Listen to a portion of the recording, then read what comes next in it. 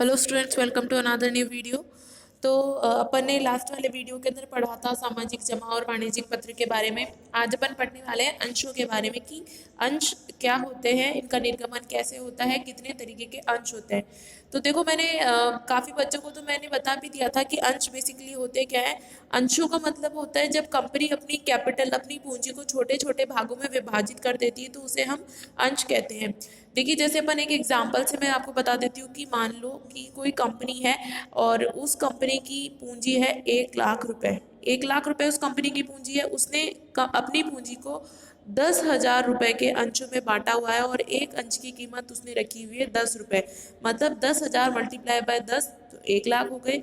तो इसे हम, ये जो 10,000 है, इसे हम कहेंगे अंश। कि कंपनी ने अपनी पूंजी को छोटे छोटे भागों में विभाजित कर रखा है, बांट रखा है, उसे हम अंश कहते हैं। और अंशों के निर्गमन से जो पूंजी प्राप्त होती है उसे हम क्या कहते हैं? अंश पूंजी कहते हैं। कि अंशों को तो क्या कहते हैं? अंश किसे कहते हैं? कंपनी की पूंजी को जब छोटे छोटे भागों में विभाजित कर दिया जाता है तो उसे हम अंश कहते हैं। और अंशों के निर्गमन से जो पूंजी प्राप्त होती है उसे हम अंश पूंजी कहते हैं। एक कंपनी की पूंजी, वही बात है, छोटे छोटे यूनिटों में विभक्त होती है जिसे हम क्या कहते हैं? अंश कहते हैं। अंशों के धारक क्या कहलाते हैं? अंशधारी। अंशों के धारक मतलब जो अंश को खरीदेंगे, जो शेयर्स को खरीदेंगे, उसे हम क्या कहेंगे? अंशधारी कहेंगे। अंश जो होते हैं दो प्रकार के होते हैं कंपनी में। एक तो होते हैं समतांश और एक होते हैं पूर्वाधिकार अंश। सबसे पहले अपन बात करते हैं समता अंशों के बारे में। तो अंशों का निर्गमन किसी कंपनी द्वारा दीर्घ अवधि पूंजी जुटाने के लिए सर्वाधिक महत्वपूर्ण स्रोत है। दीर्घ अवधि पूंजी का मतलब 5 साल से ज्यादा के लिए अगर किसी कंपनी को पूंजी की आवश्यकता है तो वो समता अंशों का निर्गमन करके पूंजी जुटा सकती है। ठीक है, तो इन अंशों का निर्गमन किसके लिए किया जाता है? दीर्घ अवधि की पूंजी जुटाने के लिए किया जाता है। समता अंश कंपनी की स्वामीगत पूंजी होती है, इसलिए इन अंशों के माध्यम से जुटाई गई पूंजी को भी हम क्या कहते हैं? स्वामीगत पूंजी कहते हैं। स्वामीगत पूंजी का मतलब ये कि ये जो अंशधारी होते हैं, समता अंशधारी, ये कंपनी के सदस्य माने जाते हैं। कंपनी की स्वामीगत पूंजी होती है, इसलिए जब हम समता अंशों को बेच करके जो हमें पूंजी प्राप्त होती है उसे हम स्वामीगत पूंजी भी कहते हैं या फिर स्वामी का कोष भी कहते हैं। ऐसा कोष जो स्वामी का खुद का है उसे हम समता अंश पूंजी या फिर समता स्वामीगत पूंजी या फिर स्वामी का कोष, तीनों ही हम कह सकते हैं।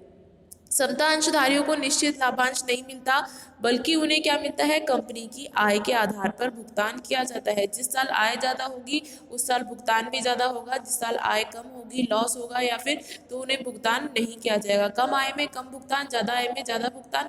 और अगर आय नहीं है, लॉस है, तो फिर उनको जो है भुगतान नहीं किया जाता। इनको जो भुगतान होता है वो होता है लाभांश का भुगतान। लाभांश के भुगतान का मतलब होता है कंपनी की लाभ में से अंश देना। लाभ में से अंश का मतलब लाभ का कुछ हिस्सा देना, वो इन्हें भुगतान के रूप में दिया जाता है। ठीक है, अब अपन बात करते हैं इनके गुण के बारे में। तो पहला गुण होता है समता का, समता अंशों का। समता अंश उन निवेशकों के लिए उपयुक्त है जो अधिक आय के लिए जोखिम उठाने के लिए तत्पर होते हैं। ऐसे लोगों के लिए ज़्यादा सही रहते हैं समता अंश, जिन्हें ये लगता है कि अगर कम आय होगी तो कोई बात नहीं, लेकिन ज़्यादा आय में तो ज़्यादा पैसा मिलेगा, निश्चित अमाउंट से तो ज़्यादा ही मिलेगा ना। अब कई जगह क्या होता है कि निश्चित अमाउंट होता है, निश्चित राशि होती है, उतना ही पैसा मिलता है। लेकिन यहाँ समता अंशों की अगर हम बात कर रहे होते हैं तो यहाँ जितनी आय होगी उतना पैसा होगा, कम है तो कम, ज़्यादा है तो ज़्यादा। तो उन निवेशों के लिए उपयुक्त है जो अधिक आय के लिए जोखिम उठाने के लिए तत्पर रहते हैं, जिन्हें लगता है कि ठीक है अगर कम आय होगी तो कोई दिक्कत नहीं, लेकिन ज़्यादा आय पे तो मुझे पैसा चाहिए चाहिए। उन निवेशकों के लिए ज़्यादा उपयुक्त रहते हैं। सेकंड बात आती है, समता अंश धारकों को निश्चित लाभांश का भुगतान अनिवार्य नहीं है, इसलिए इसका कंपनी पे कोई भार नहीं होता है। कंपनी पे कोई बर्डन नहीं होता, कोई भार या कोई बोझ नहीं होता कि आपको समता अंश धारकों को लाभांश का भुगतान करना ही है। क्योंकि अगर आपने पूर्वाधिकार अंश लिए हुए हैं तो कंपनी के ऊपर इस चीज़ का भार होता है कि उन्हें लाभांश का भुगतान करना ही है किसी भी सिचुएशन में। लेकिन समता अंश धारकों की अगर अपन बात करें तो यहाँ पे किसी भी सिचुएशन के अंदर, मतलब जरूरी नहीं है, कंपनी पे कोई भार नहीं है, वो चाहे तो लाभांश का भुगतान कर सकती है, वो नहीं चाहे तो नहीं कर सकती। तो निश्चित लाभांश का भुगतान अनिवार्य नहीं है। जरूरी नहीं है कि इनको 10% ही हिस्सा देना है या 20% ही हिस्सा देना है। कंपनी जितना चाहे उतना इनको हिस्सा दे सकती है। तीसरी जो अपना इसका गुण होता है वो है कि समता पूंजी कंपनी की साख बनाती है और संभावित ऋणदाताओं में विश्वास पैदा करती है। समता जो अंश पूंजी होती है वो कंपनी की साख को बनाती है। साख का मतलब गुडविल, मार्केट में इमेज बनाती है कंपनी की, और इससे क्या होता है, कंपनी को लोन लेने में कोई कठिनाई नहीं होती। तो तीनों बात समझ में आ गई। समतांश पूंजी उनके लिए उपयुक्त है, उनके लिए उपयुक्त है जो कि जोखिम लेने के लिए तत्पर रहते हैं अधिक आय के लिए। दूसरी बात है कि समतांश धारकों का कंपनी पे कोई भार नहीं होता क्योंकि इन्हें निश्चित दर से भुगतान नहीं किया जाता है लाभांश का। तीसरी बात ये कि इससे क्या होता है, कंपनी की साख बनती है और कंपनी को लोन लेने में आसानी होती है। अब अपन बात करते हैं सीमाओं की कि कौन कौन सी सीमाएं हैं समता अंशों की। तो पहली आती है, जो निवेशक नियमित आए जाते हैं वे समता अंशों को प्राथमिकता नहीं देते क्योंकि इनके प्रतिफल में परिवर्तन होता रहता है, कंटिन्यूसली चेंज होता रहता है। अगर आय ज्यादा है तो ज्यादा, कम है तो कम, इसलिए वो निवेशक इनको प्राथमिकता नहीं देते। जिनको एक निश्चित आय चाहिए, जिनको परमानेंट इनकम चाहिए, वो समता अंश नहीं खरीदते हैं। दूसरी बात है, अतिरिक्त समतांशों का निर्गमन वर्तमान अंशधारकों की मताधिकार शक्ति और आय को कम करती है। जितने ज्यादा आप समतांशों को आप निर्गमित करोगे, निर्गमित का मतलब जितने ज्यादा आप समतांश बेचोगे, इशू करोगे, उतनी ही आपकी अंशधारकों की मताधिकार की शक्ति और आय भी कम होती जाएगी। क्यों होती जाएगी कम? देखो, पहले अगर मान लो कंपनी में सिर्फ 10 समतांशधारी थे, अब मैंने कंपनी में और समतांश इशू कर दिए पब्लिक के अंदर, और अब मैंने 20 इशू और कर दिए, मतलब टोटल कितने हो गए? 30 अंशधारियों में लाभांश बटेगा। पहले सिर्फ 10 में बढ़ता था, अब 30 में बटेगा। तो यही बात इसने कही है कि अंशधारकों की मताधिकार शक्ति भी कम हो गई। पहले शक्ति सिर्फ 10 लोगों के पास थी, अब 30 लोगों के पास है, तो इनकी शक्ति भी थोड़ी कम हो गई। और दूसरी बात उन्होंने कही कि आय भी कम हो जाती है। तो पहले सिर्फ 10 लोगों में ही लाभांश बढ़ता था, अब हिस्सा 30 लोगों में बटेगा, तो इनकी आय पे भी सीधा सीधा फर्क पड़ता है। नेक्स्ट बात आती है अपनी कि समता अंशों के माध्यम से कोष एकत्रित करने में अधिक औपचारिकता को पूरा करने में प्रक्रियात्मक देरी होती है। कि समता अंशों को अगर आप निर्गमित करते हो, क्योंकि समता अंशधारी जो होते हैं कंपनी की स्वामीगत पूंजी में इन्हें माना जाता है, स्वामी का कोष माना जाता है, इसलिए इसमें ज़्यादा औपचारिकताएं होती है, फॉर्मेलिटीज़ बहुत ज़्यादा होती है, और इसलिए इनको इशू करने में, इनको निर्गमन करने में बहुत देरी भी हो सकती है। तो ये 3 इसकी लिमिटेशन है कि उन लोगों के लिए तो बिल्कुल भी उपयुक्त नहीं है जो निश्चित आय चाहते हैं, वो समता अंशों को नहीं खरीदते। दूसरी बात ये कि अतिरिक्त अगर आप समता अंशों का निर्गमन करोगे तो समता अंश के मताधिकार और उनकी आय भी पे भी प्रभाव पड़ता है, उनकी आय क्या हो जाती है? कम हो जाती है। तीसरी बात आती है कि समता अंशों को निर्गमित करने में, इनसे कोष एकत्रित करने में बहुत सारी औपचारिकताएं होती है, इसलिए इसको निर्गमित करने में बहुत ज़्यादा देरी भी हो सकती है। ये तो थी समता अंश के बारे में बात। अब अपन बात करते हैं पूर्वाधिकार अंश के बारे में। तो पूर्वाधिकार अंशों के निर्गमन द्वारा जुटाई गई पूंजी को हम क्या कहते हैं? पूर्वाधिकार अंश पूंजी। अगर आप समता अंशों को बेच करके पूंजी जुटाओगे तो समता अंश पूंजी, और पूर्वाधिकार अंशों को बेच करके पूंजी जुटाओगे तो पूर्वाधिकार अंश पूंजी होती है। ठीक है। पूर्वाधिकार अंशधारियों को समता अंशधारियों की तुलना में 2 क्षेत्रों में प्राथमिकता मिलती है।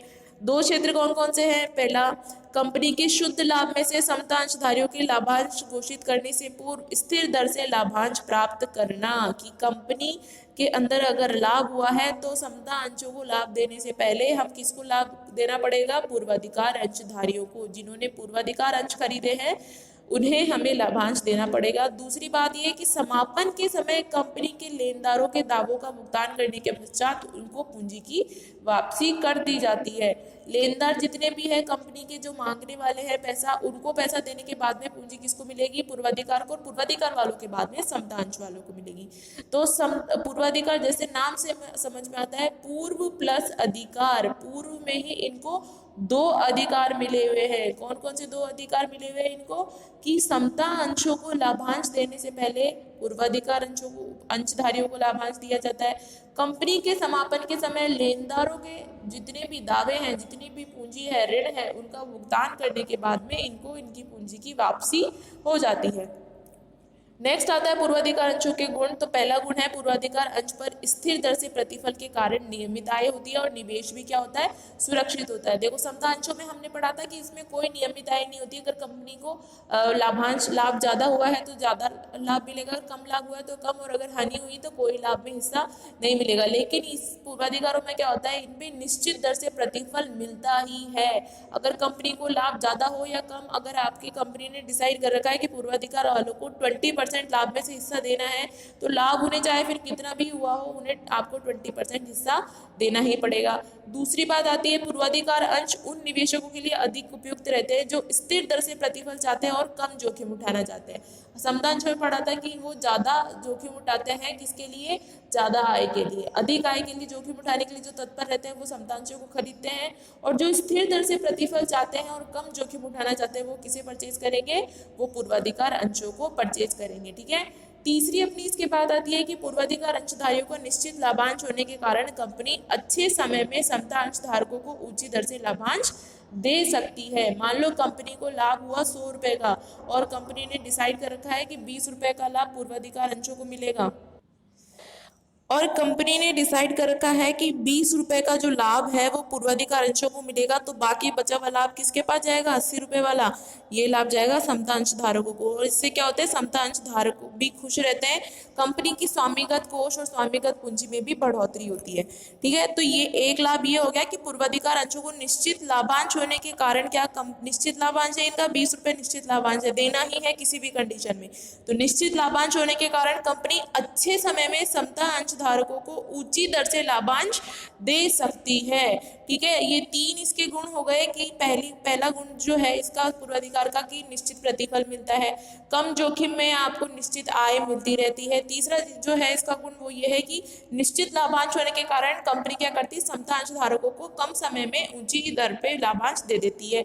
सीमाओं की बात करें पूर्वाधिकार की, तो पूर्वाधिकार अंश उन निवेशकों के लिए उपयुक्त नहीं है जो जोखिम उठाने के लिए तैयार नहीं है, उनके लिए बिल्कुल भी उपयुक्त नहीं है, जो जोखिम नहीं उठा सकते उनके लिए बिल्कुल उपयुक्त नहीं है। दूसरा, पूर्वाधिकार अंशों के निर्गमन के कारण कंपनी की संपत्तियों पर समता अंशधारकों का दावा कम हो जाता है। जितने ज़्यादा कई लोग होते हैं कि उन्हें समता अंश नहीं खरीदने होते हैं, पूर्वाधिकार अंश खरीदने होते हैं, क्योंकि उन्हें निश्चित आय चाहिए, निश्चित प्रतिफल चाहिए ही चाहिए किसी भी कंडीशन में। तो पूर्वाधिकार अंशों के निर्गमन के कारण क्या होता है, कंपनी की संपत्तियों पर समता अंशधारकों का दावा कम हो जाता है, और अगर कम हो जाएगा समता अंशधारकों का दावा तो आपकी स्वामिगत पूंजी में भी तो कमी आएगी। हमने यही तो पढ़ा था कि जो समता अंश होते हैं वो स्वामिगत पूंजी मानी जाती है, स्वामी के कोष माना जाता है। तो अगर पूर्वाधिकार अंश ज्यादा निर्गमित किए जाएंगे तो स्वामिगत पूंजी में कमी आएगी। ठीक है। तीसरी बात आती है पूर्वाधिकार अंश पर लाभांश की दर ऋण पत्रों पर ब्याज की दर से अधिक होती है।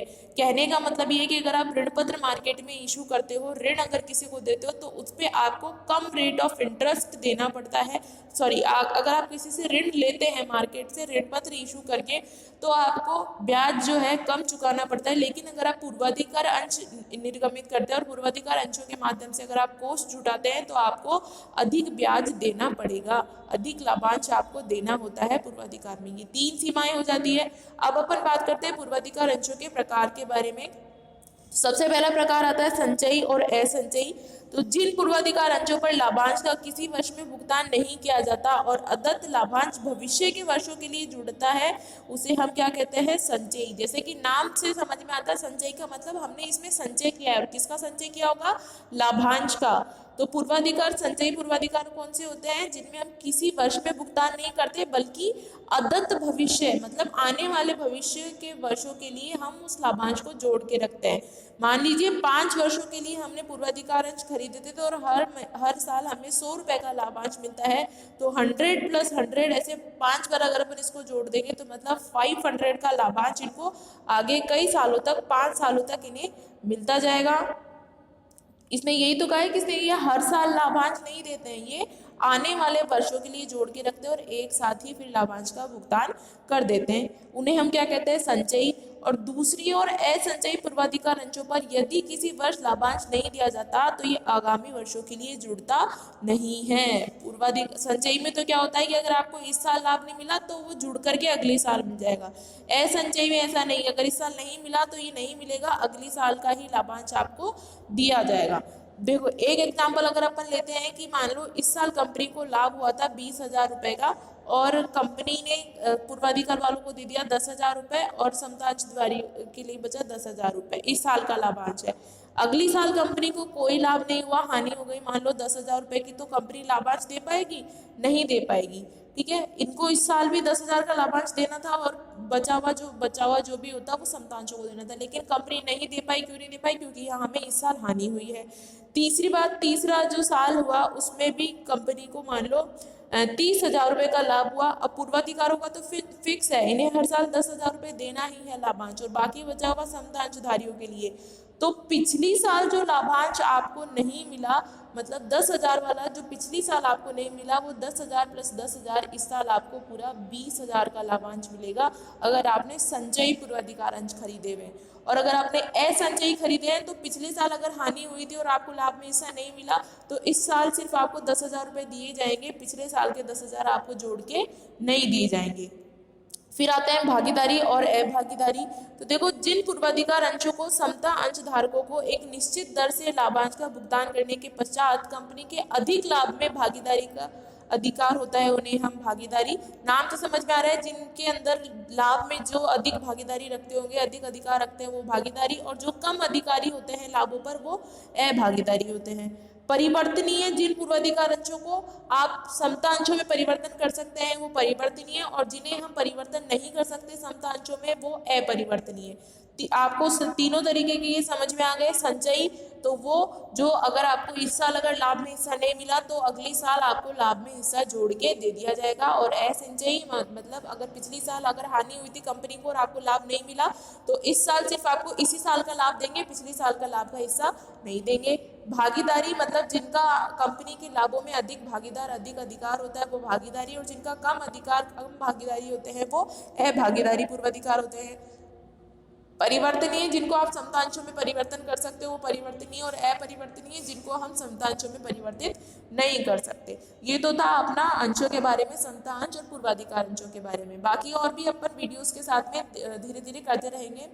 I hope you like this video. Thanks for watching this. Still you guys have any doubts and queries, you can do comment on this video. I will surely try to sort out all your doubts and queries. Till guys, be prepared, be safe.